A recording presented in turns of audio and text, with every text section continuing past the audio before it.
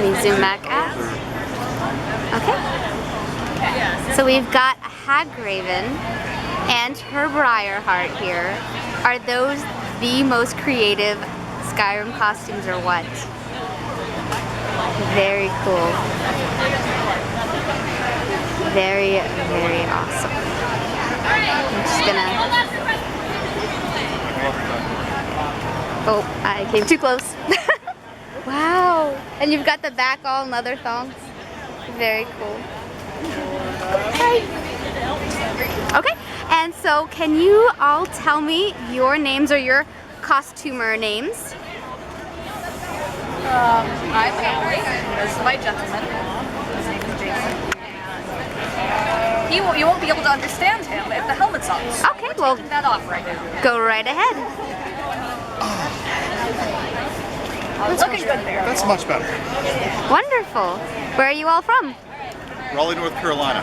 Raleigh, North Carolina. Awesome. Do you come to DragonCon every year? No, it's every few years. Yeah. Really. Awesome. So, tell me about your costumes. Well, I am a Hagraven. He is a Briarheart. From Skyrim, if that wasn't already obvious. And the whole idea basically started when I think you were playing. Yep. And so the Hagraven was on the loading screen. We realized that they were actually built very much like me, which is very rare for a petite, bony cosplayer to find people who would naturally match the body type. So I was already very intrigued, and I did this face. And it freaked him out. It was even worse without the makeup on, because then I looked half like me and half like a Hagraven. And so we knew we were onto something. And from that point, it became the natural extension. If I was going to cosplay with her in this, Briarheart seemed the obvious choice, as they're already, well, a Hagraven's self-made bodyguard, effectively. And she designed the mold and the attachments for the heart. Okay, let me zoom in on that. The bones are a recent addition that we actually picked up at DragonCon. Previously This year. we were using sticks. But now we actually have rib fragments from a boar. And how did you make that? So this is a basic gelatin prosthetic. So what you do is you take some regular modeling clay, build up whatever it is that you want, and then you create a plaster cast around it. And from there, it's a mixture of gelatin, sorbitol, and glycerin. And there's some really great videos on how to do it online. That's basically what we did. This is the first time I'd ever done any kind of prosthetic work, and it worked like a charm. So I made that, and this iteration we also added the nose, which was a little bit more difficult because we of course had to create a positive for my nose to be able to make it. So that's the gelatin stuff, and then of course the Briarheart and the wound and all that is painted on. As for the rest of it, fur fabrics, cut and formed of the clothing, are handmade from scratch, wood poles, foam cut for the blade, and then bear claws for the teeth of the sword. Oh, all mounted, then wrapped. The wrapping took a long time because the Forsworn like their leather-covered weapons. That's But they came out awesome. very sturdy. Yeah, they look fantastic. So the gelatin was my area of expertise. The feet and the fingers were his. Yeah, very proud of those fingers. Let me see. I specifically got a size larger so they fit over most of her finger, perfect amount of extension, and still giving her pretty good dexterity. These are really cool. And then we attached eagle I claws. cut off the tips and fitted eagle claws in the stumps to create the bird talon effect. Are those real claws or? No, It's they're faux resin. eagle. Resin? Just like these are faux bear, those are faux eagle talons. Very cool. And then these were online monster shoes originally that were red, and so Jason took them apart and attached them to a pair of high heels. So these are high heels? Yep. Wow. Okay. Oh, look at that. That's clever. Check that out. That is brilliant. Look at that. They are Talon high heels. That's really cool. Are they comfortable? Yes, for the moment. Well, come back to me 4 hours from now, and I'll probably be telling you a very different story. Are they awkward to walk in? Maybe that's a better question.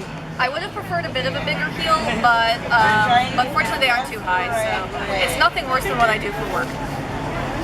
So the extra talons on them don't make it, you don't have to shuffle or anything? The ones on the side make it a little bit harder, but since the Hagraven's natural walk is quite slow, that makes it very easy to walk around. The back ones are actually mounted on the heel. So the heel still supports her fully, and the back paw is just slightly above the ground. So it doesn't catch when she walks. Oh, okay. Very cool. So what would you say are your favorite parts of your costumes? The ones you worked the hardest on, or that you just think turned out the best? My favorite, quite frankly, is just all of the makeup job and the contouring. Oh yeah, on your arms. Look at that. Yeah. Because it's very easy to make someone look pretty with makeup because that's what they sell it for. It's much harder to make someone look absolutely hideous. So being able to look up, figure out exactly where the hollows would go if I were old and decrepit and all of that. Who knows, maybe 50 years from now I'll still be able to put this on and not have to wear any makeup at all. Oh, what did you use for your teeth? Just curious. Oh, that's tooth decay stuff. Oh, very cool. Yeah. You get it from theater stores. It tastes nasty though. As for me, pretty much most proud of the weapons. The weapons. Yep. Got another shot of those weapons. Those came out pretty much as good as I'd hoped. Awesome. So, my next question is how did you guys get into the Elder Scrolls games? Morrowind and Daggerfall. Daggerfall, nice. Old school. How did you get into them? Jason. Oh. I got her started in Skyrim. Oh, nice. Designed a pacifist healer. How well did that work out for you? Great. Surprisingly well. She found herself a strapping husband and now she just runs around buffing him. Wow, I like that idea. Wow. Yep. Awesome.